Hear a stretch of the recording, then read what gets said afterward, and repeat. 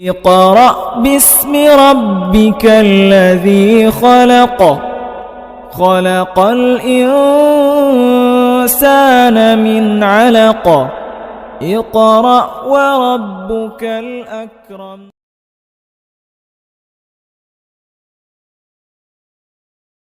نحمده ونصلي على رسوله الكريم اما بعد فاعوذ باللہ من الشیطان الرجیم بسم اللہ الرحمن الرحیم. آئیے سب سے پہلے مدینے کے تاجدار حضرت محمد مصطفیٰ صلی اللہ علیہ وسلم کی بارگاہ اعلیٰ میں درود شریف کا نذرانہ پیش کریے. پڑھے باواز بلند اللہ رب محمد صلی اللہ علیہ وسلم نحن بعد محمد صلی اللہ علیہ وسلم.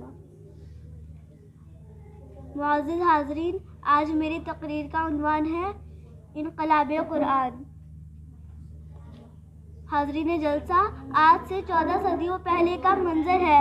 خطہ عرب گمراہی کی تاریکیوں میں ڈوبا ہوا تھا. خطہ عرب ہی کیا، پورا عالم انسانیت ہی لامتناہی کے اندھیروں میں روشنی کی ایک ننھی سی کرن کے لیے تڑپ رہا تھا. والے قدر یکایک زمانے نے تاریخ کا سب سے زیادہ حیرت انگیز منظر دیکھا کہ اس سرزمین و حشت پر انسانیت نوازی کا آفتاب طلوع ہوا. وہ آفتاب غار ہرا کی مدتوں میں جگمگا رہا تھا اور اس شان سے کوہ فاران پر ذوفگن ہوا کہ زمانہ پکار اٹھا. وہ نبیوں میں رحمت لقب پانے والا، مرادیں غریبوں کی بڑھ لانے والا، اتر کر حرا سے سوئے قوم پہنچا اور ایک نسخہ کیمیا ساتھ لایا. معزز سامعین، یہ نسخہ کیمیا قرآن تھا. 30 پاروں پر مشتمل کتاب انقلاب، وہ کتاب انقلاب جو حضور اقدس صلی اللہ علیہ وسلم کی معرفت زمانے میں عطا ہونے والا سب سے بڑا انعام ہے. وہ قرآن جو خود معجزہ ہے اور جو اس کے قلزم نور میں غوازی کرے وہ معجزہ نما بن جاتا ہے.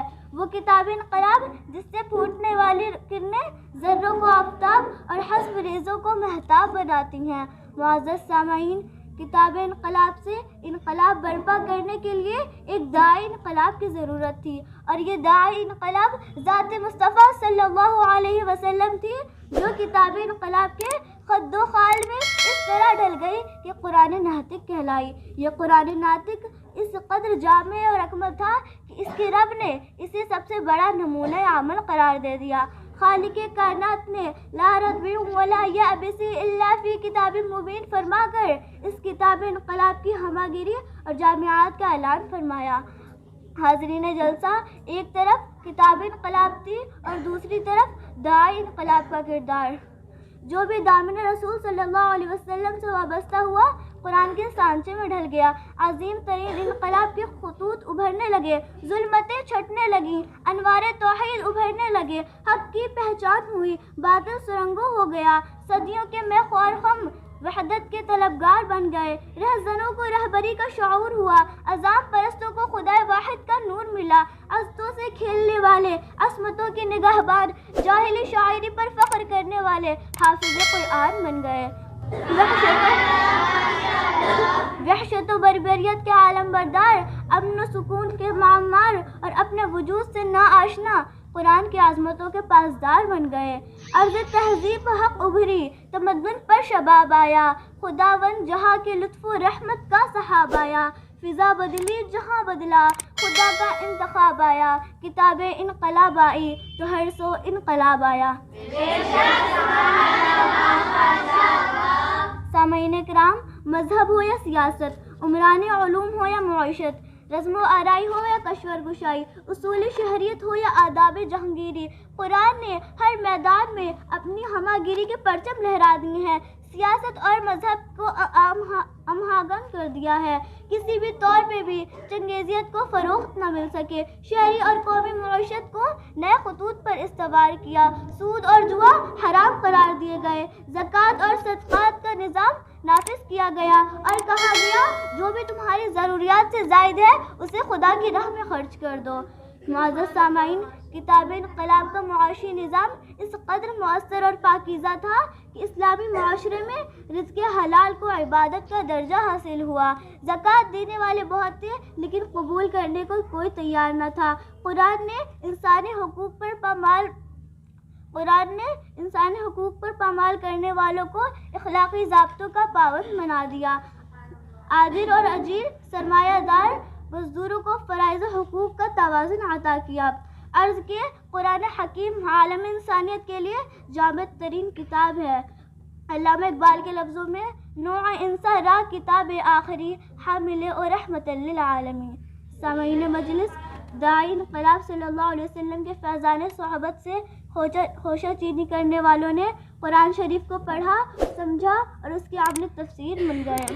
انہوں نے ایک ایسا نظام سیاست وضع کیا جس کی بنیادیں ملکیت پر نہیں بلکہ خدمت خلق پر استوار تھیں. 3 بر اعظموں پر حکومت کرنے والے خلیفہ اسلام نے اس احساس سے لرزتے تھے کہ اس کی سلطنت کے آخری کنارے پر کوئی کتا بھوکا نہ رہے.